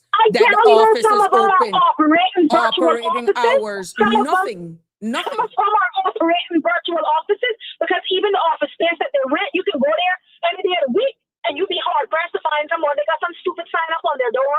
I am so sick of it. So sick of it. It enrages me, and I'm not mad for myself. I am an able-bodied, under 40. I'm a young person. You can, for the most part, help myself. But what about senior citizens who require access to different services in their constituency? West Bay is but a 15-minute drive from West Bay for me as a driver, but it is not the same for my elderly grandfather. It is not the same. And that you're going to operate office at your women's fancy, willy-nilly, take the country's $5,000 a month and do absolutely nothing for it is beyond me. It is beyond me. It is beyond me. And let's not talk about the salaries that they're getting. Some of them have never even held a real job in their lives. This is the most money they've ever made. This is the most money they've ever set to make in their life. And they get pushed on and passed on like there's somebody for doing absolutely nothing. It enrages me, Sabrina. Mhm. Well, this It case is enrages here. me. And then on the heels of doing absolutely nothing, here we are being presented with a bill that we have little to no recourse over, because you can complain until you're blue in the face, but you're going to get the same response. You're going to get the same response that most of the constituents have probably gotten since this new government has taken, which is nothing. And the bill is going to go through. They're going to get more money for doing even less. It enrages me.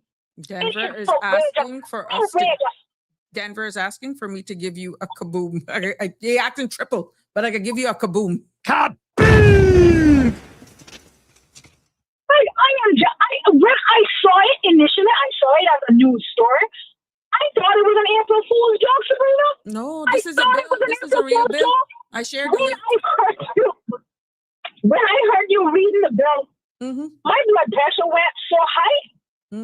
This I is don't real. know what is going to need to take it down, but I just want to inform the voting public that we just talked about how much debt we were in, that we didn't know if we were going to make a surplus. I see the projections that are going to be, I think, almost quadruple, at least triple what was projected. Just understand that those are just projections. That's not actuality, right? And I'm not suggesting or trying to down anybody or yuck anybody's yum. I'm not. But I just want to tell everybody, right? A projection is just that, what we hope it to be if it keeps trending the way it is. But it's not who spend the most, it's not who make the most that save the most. It's not who make the most, it's who saves the most that makes the most. And you can't save $1 over here and spend 10 over there. That's not saving. That ain't saving. They don't even understand the concept. My word. And here we are now. We're going to increase everybody by 30%. It's just a free-for-all. But I remember many people who are sitting MPs and some who are on the outs as campaigners criticizing Miss Juliana O'Connor and she having a free-for-all with the money, a free-for-all with the country's president, la, la, la, la. They went on ad nauseum. They have made permanent increases to the government expenditure with no explanation, no rhyme or reason. Explain that to me. Explain that to me. At least Miss Julia could say that was called. At least she could say that. At least she could say I reward hard-working civil servants.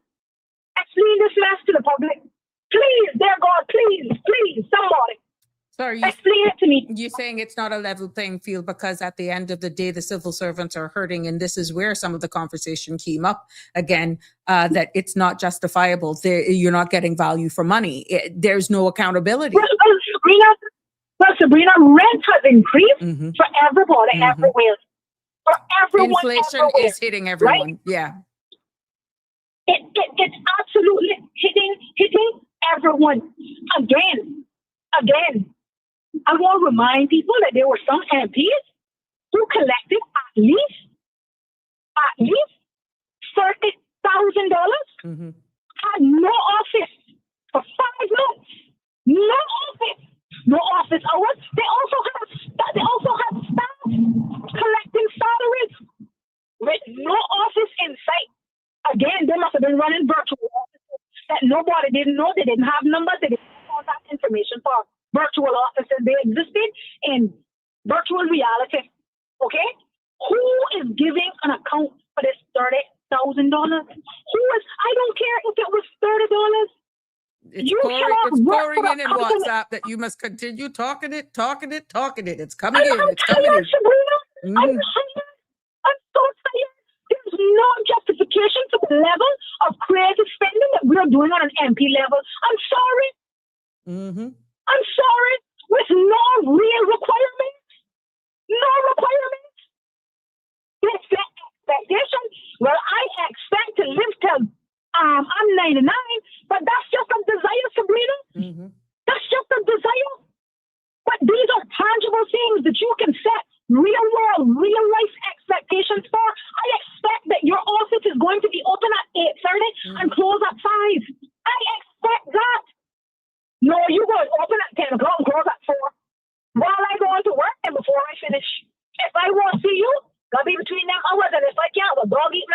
because your MP ain't answering.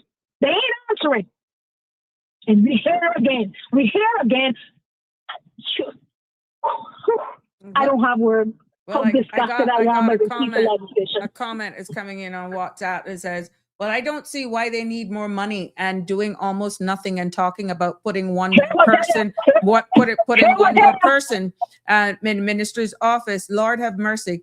They supposed to close at 4, but you go there at 3:50 and at least one leaving the office about doing errands and collecting seniors medication. The other one, no way in sight. And this is what we have to pay for. Like what the heck? Yeah. One was on vacation. One was on vacation for 10 days before they had an official office. One instance that I know about was on vacation for 10 days before they had an office. The comment Make that mess make sense. Also said more money, less work. They want it for their family and friends to work in the office because they are handpicked. But this now, based on the proposal, it will be now in consultation, my WhatsApper, in consultation with the chief officer of Parliament. So the hand-picking part, which is why the transition error clause is going to be interesting, because what happens to all of those contracts Sabrina, that are now in effect? To me, that is only in theory. I don't think that is reality or even realistic. They put that up there to give you some cock-up piece of legislation to make people, that's only it. So you are telling me that Sabrina is my MP and me and her are chimpa and bate. And me and her fall out because she found out that my family actually didn't support her in the last election and she don't want me in her office no more. And that the chief officer is going to say, oh no, it's a delicate you got to keep her. It's very delicate. That is a farce. Mm-hmm. That is a farce. Mm-hmm. Okay? An absolute farce. But like I said, they're getting more money for doing they're doing nothing now. So there was less than nothing. What is less than nothing? Mm-hmm. You got some MPs talking about, well, I am a, don't forget, I got 2 roles now. So that increases my capacity and don't forget a bird or God forbid, if you require them to walk and chew chewing gum at the same time, they can't get that done. That's too much. That is too much.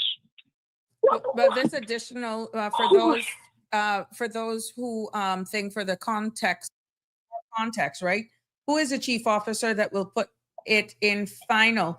That is the Commission of Parliament, the Parliamentary Commission. The chief officer, Miss Zena, right now is like the chief officer, but it is a parliamentary council that runs, and she chairs that council for my WhatsApp question. But please note that there are also allowances that are there for the public's edification.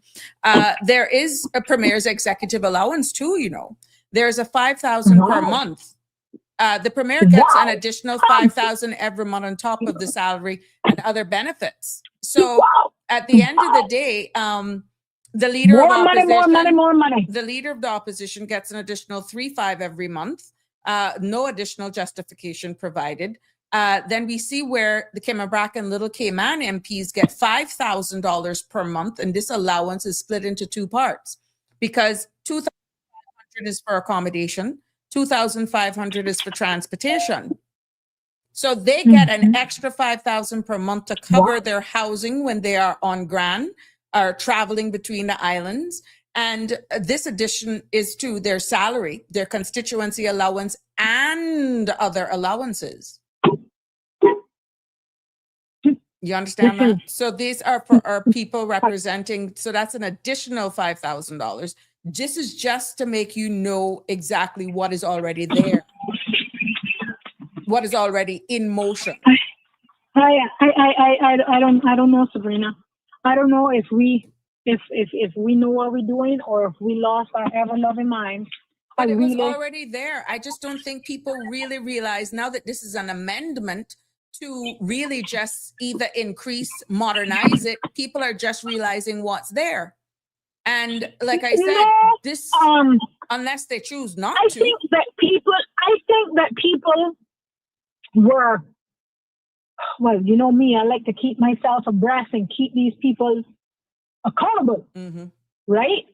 I have always known and I have always understood the constituency budget. I've always understood it. I've always had a problem with it. Mhm. And I spoke to a former parliamentarian, and two, actually, one who believes that all of the funds should be accounted for. And he said he used to keep like a little running list Mhm. of, what he did. And he said his co-MP, let's call it that for now, said, oh, so you can use that to scandalize them. And he said, what? He said, no, because I don't want anybody to accuse me of misusing constituency funds.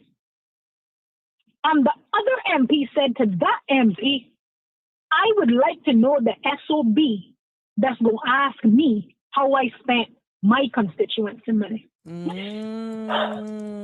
Okay? And you see what comes before funds? Constituency. That means all.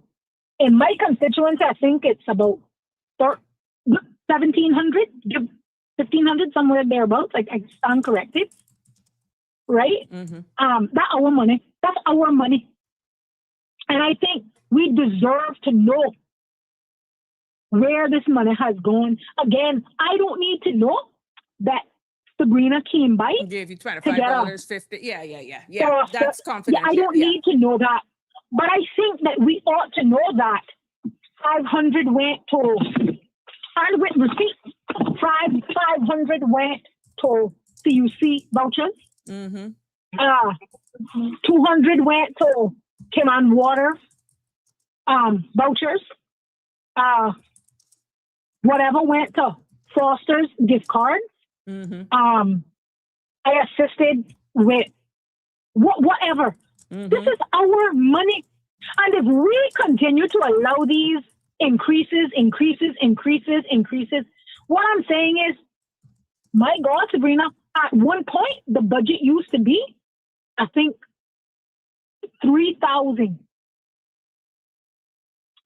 If memory serves correct, I think the budget used to be 3,000. Because I remember this coming up in a 2021 campaign. And when I shut that former MP up, they had to rewrite their whole argument because I reminded them they were accusing another MP of misappropriating constituency funds. I had to remind them how much they had received with no accountability for it. We've never heard that conversation come up again. Well, I could be honest with you. Never. Let me just be very honest with you. It's two ways you look at this whole constituency allowance thing. Just let me get real. You're either going to fund it with the people's monies in order to appease the voters who hijack you for not giving them food cards, food vouchers, paying their utilities, and then threaten you with their vote, or you find a sponsor. Hold on. I'm speaking from a fact of knowing, right? But is that what the MPs are there for? It has to be funded somewhere, somehow. And if this 6.5, which is not given to do what I have said, because DFA is supposed to help, but you know how it goes. You have worked in the space. When those constituents come to you and they're in need, you have the urge of serving and you want to do it. My friend, it has to be funded by some organization or someone. And if the people's money is not funding it, then guess what? Some funder, some financier, some donor is going to meet all your needs, but it ain't free. And I hear you. And I'm not, hear me clearly, I am not suggesting that we do away with a constituency budget or allowance, whatever you want to call it. No, but what I'm saying is this allowance is not even for anything that I've said, which says we have a bigger job of educating the public. Sabrina, but that is for the MPs who are genuinely doing right by their constituents. Gotcha. I just highlighted to you an MP who didn't have an office for 5 blasted months. Where is the people's money Where did it go? What did you do with it? How do I know that you didn't pocket that money? How do I know that? How do I know that this hasn't gone to pay your rent, your mortgage, your car bill, your girlfriend, not your baby mama, how do I know? How do I know? It is not an acceptable practice, Sabrina. If you work for a company, they work for Cayman Inc. Each constituency, West Bay West Inc., West Bay North Inc., West Bay South Inc., West Bay Central Inc. And I'm using West Bay because I'm a West Bay voter. You work for those constituencies, and the respect that you have for us, that you would facilitate and be a part of a bill that not only gives you more money and less accountability, that I just want to remind the voters, and I can talk to all of them, but I can talk to the ones in West Bay. That's what they think of you. They need more money to do less than they're doing now. And unknown themselves, talking to my West Bayers, unknown themselves, how many messages on the set, how many times on the see me on the roll in the eyes, the ones that said, I'm never voting in this country again, what a mess, are talking to Anna. This is what they think of you all. This is what they think of you all. This is what they're doing with your money, your children's money. They're gambling away the future of young Caymanians, your children, your grandchildren, and the grandchildren of those grandchildren that not here yet.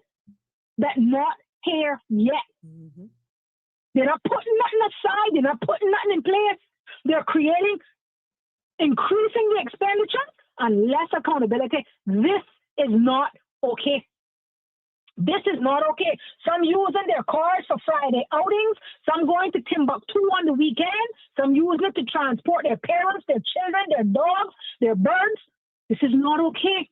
At the end of the day, somebody is paying the bill. Someone is paying the bill. And you want me to tell you who it is? It's you and me, the voting public in this country. The voting public in this country is indirectly paying that bill. We cannot allow them to continue with more money and less accountability. It boils my blood. Remember that we have senior citizens out there who are uninsured, who have little to no pension, through no fault of their own, no fault of their own. And just remember how much more appropriately these funds could be distributed than what they're currently seeking to do with it.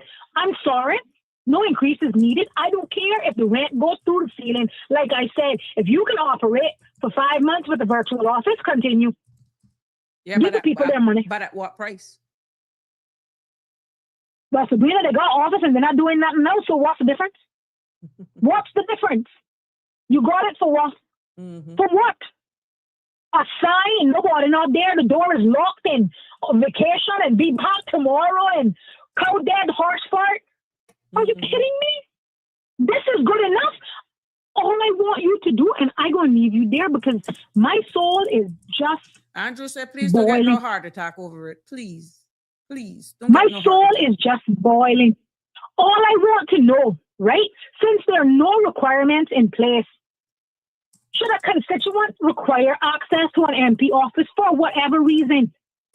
Maybe you just want to go there to visit to make sure that they're there. Maybe you just want to see that the office exists. Maybe you want to know who the staff are. Maybe you want to go get a signature. Maybe you just want to look around. You're paying for that. And as long as you are not disorderly, that's your right. That is your right. If you have not been excluded, you are not a trespasser. You are a guest. You are a guest. I'm not telling nobody to carry on and go to these MPs, but just go take a look, make sure that it's there, make sure that you're getting what you are getting, what you are paying for. You know, a lot of the people did not understand the function of the constituency office. I had more people. But that is by design, Sabrina. That is by design. That is by design. And you have islands, West Bay. I had people coming to mind because they could pretty much by clockwork knew on those days that I was in office. Because I told you the reward for good work. The reward for good work is more work. More work. And the MPs that do less get more. Clearly, this is a precise example. You getting less work, more pay. Mm-hmm. Less work, more money. Don't worry, you're going to soon hear that their salary is going up again. Don't you worry. Don't you worry. You will soon hear that, and they're going to service 2 more people in their constituency. And by God, they can't be expected to do that for $15,000 a month when they're doing nothing now. I am so tired of it, Sabrina. Mm-hmm. So well, we tired. shouldn't. I just So hope tired of that it. by means of this medium that, people will understand first and foremost is the awareness. We're bringing the awareness here. There is nothing that I've shared here tonight that's not in the public's domain. There's a bill. I just take it as a promise to the people that I do my best in breaking it down in layman's terms to open the dialogue, to start the discussion. But at the end of the day, when this goes on the floor of Parliament to be debated, if we they really have no say, Sabrina. Exactly. We exactly. really You have said it. no say. You said And it. you can take my word for it or don't. The immigration bill, I voted, and I even got a receipt confirmed. Okay? You can provide feedback on this bill until you are blue in the face. Nothing is going to change. Well, you see where the And law firms are begging now for regulations. We still haven't seen regulations. And it's pushed back yet again from Tom Foods Day now to 1st of May. Woman. Well, that was a joke. It was a Tom Food joke. Right? But all I want, if you could share, because I didn't hear that as being part of the legislation, but if your constituency office, I don't care whether it's in Grand Cayman, West Bay, or Cayman Brac, whatever their office's name, I don't know. Mm-hmm. Right? But if your office is not operational and functional, be reasonable. If the office is closed because they're going to lunch, okay. Mm-hmm. But I'm really sorry. If they're going to lunch every day from 10 to 5, I think that's a problem. Mm. Who do we report that to? And it can't be the MP. No, well, in this case, then the accountability then in making sure, based on this bill, you would make that report then to the chief officer, which would be the chief officer. Yeah, okay. For accountability. Okay. Mm-hmm. Okay. But it's still right. the lines are still very blurred. And then outside of that, then your only way of accountability is how you vote in the next elections. No. I will make myself available. But if I want to call you, you have permission to share my number. Okay. But if you go to your MP's office, and again, I want to be clear, be reasonable. But if you go there in your MP's office, maybe what you need, the MP has to do it. Make an appointment to get it done and be reasonable. But if the MP doesn't need to do it, remember that it is the role of that office staff to be the arms and legs of that MP. Mm-hmm. So to the best of their ability, have them assist you. But if you go there and consistently they're closed, they're not there, or don't have an office, contact me here. I will help you. If you are unable to, I would be more than willing to help you pen an email to the chief officer, you said? Mm-hmm. With responsibility for this? As cited in this bill. With the chief officer and that MP, because that is unacceptable conduct. Unacceptable. It is no use in waiting 6 months before the next election when you're going to forget. Mm-hmm. When you're going to forget, or your heart got a little soft because you like Sabrina. I remember in 2001 when she was so nice to me, but you forget that she didn't do nothing for you the last 3 years. Yeah, I don't want to hear that. Mm-hmm. I don't want to hear that. I will help you pen an email to that chief officer. But the final to decision, make a complaint, as cited in the bill, it's the chief officer who does all of this. But the final decision then belongs to the commission. No, the commission. The commission.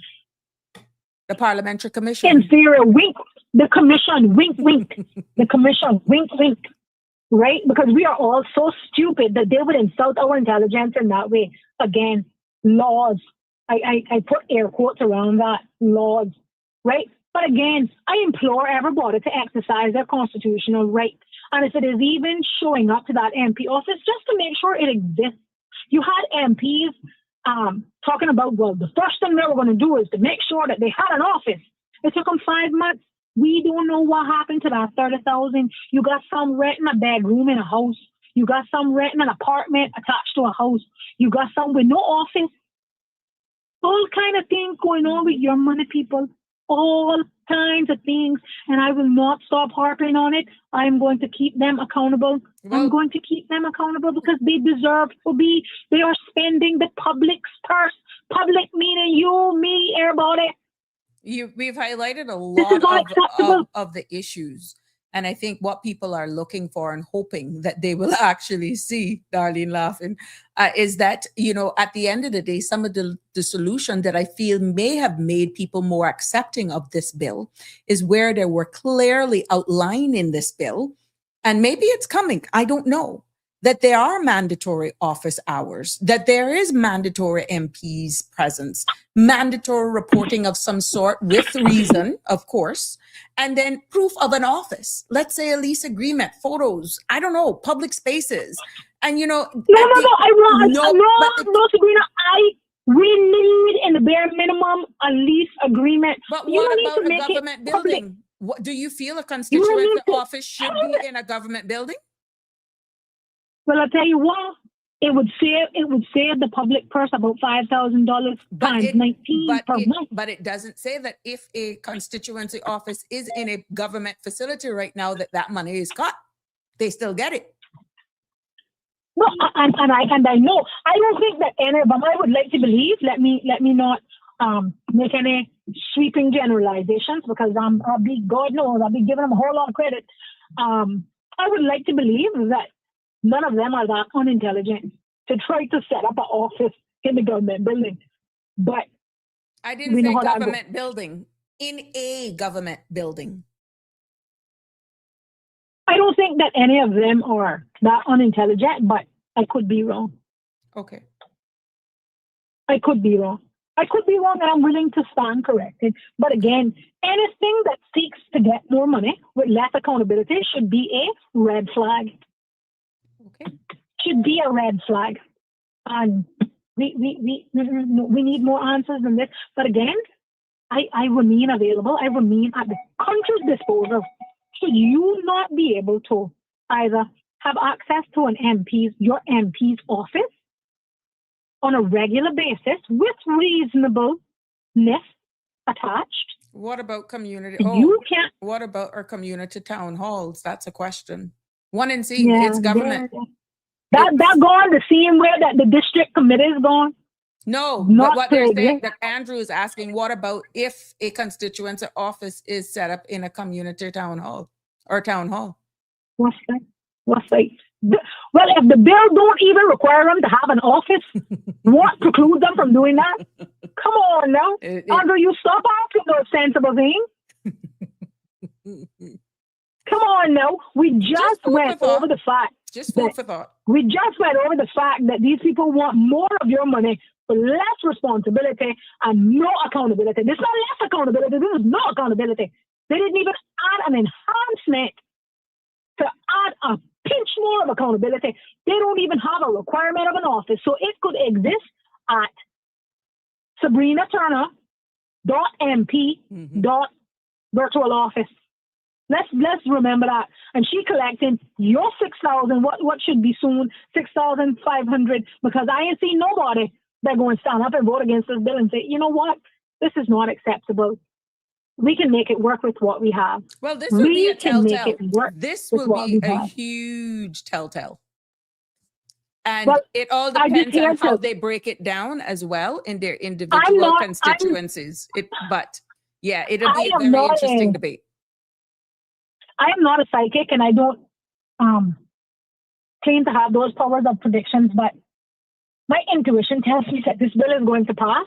There's going to be more money to go around. You get $1, you get $1, you get $1. No, it's $1,500. You get 15, you get 50, you get 15 times 19, right? So everybody's getting a $1,500 increase that we now know is retroactive to Jan 1, 2026.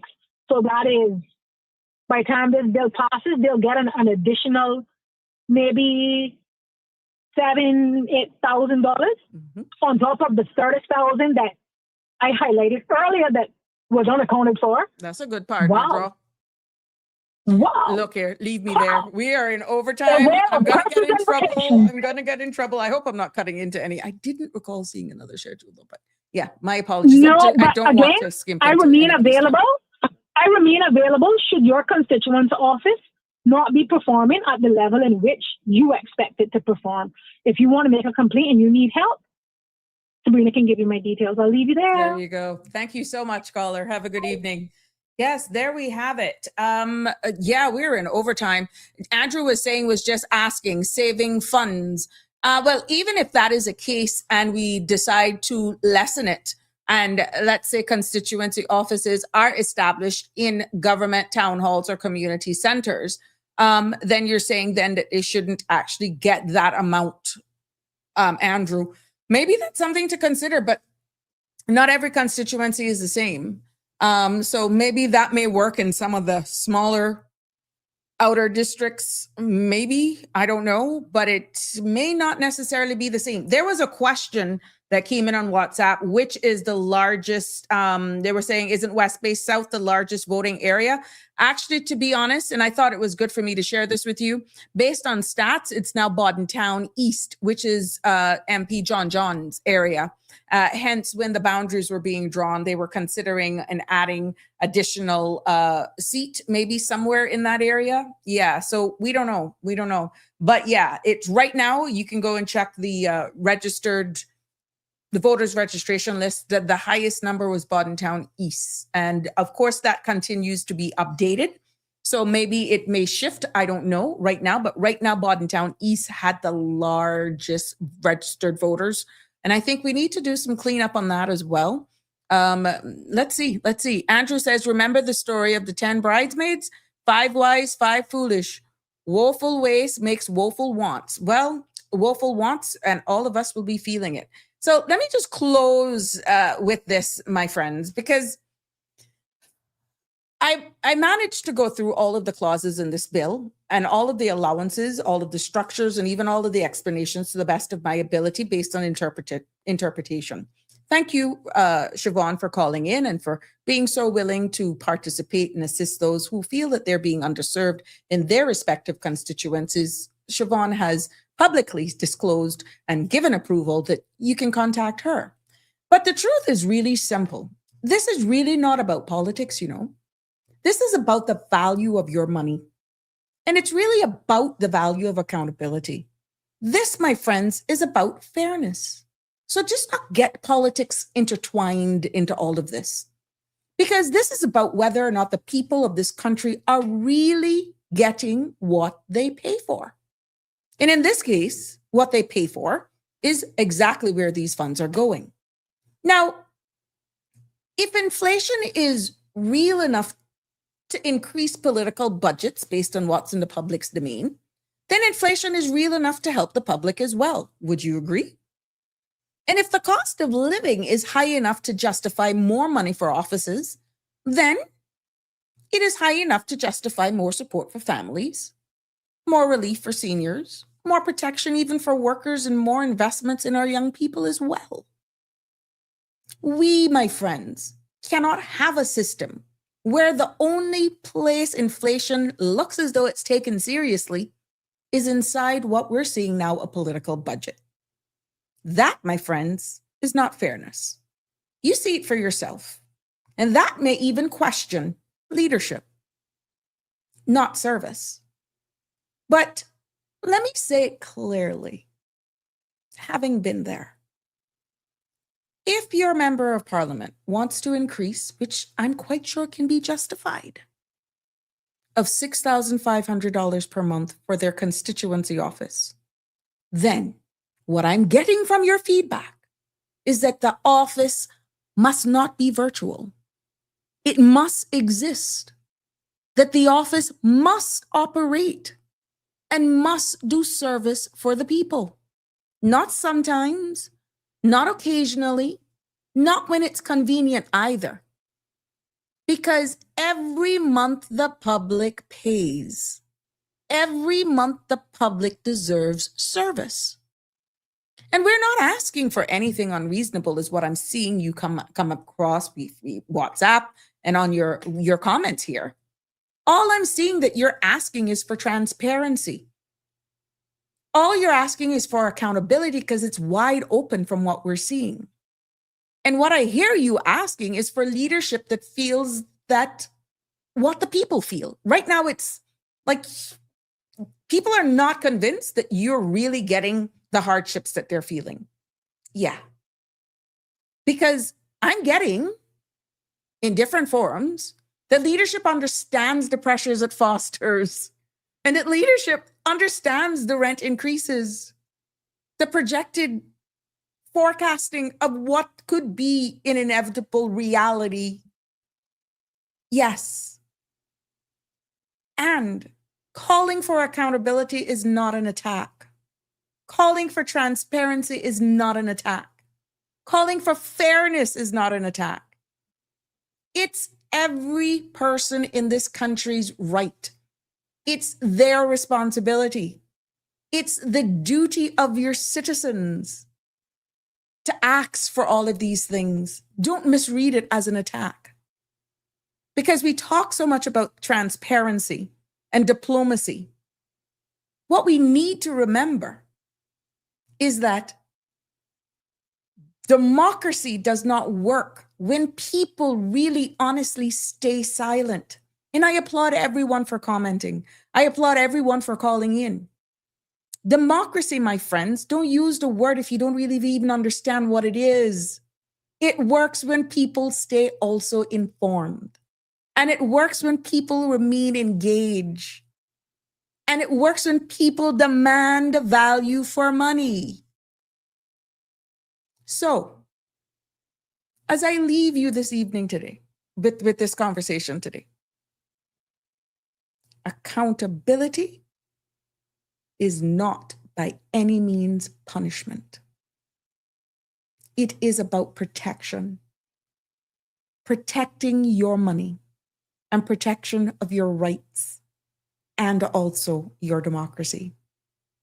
Because the biggest takeaway that I'm seeing, WhatsApp, all here, and in combination with the call, is that you're saying, look here, we deserve better than this.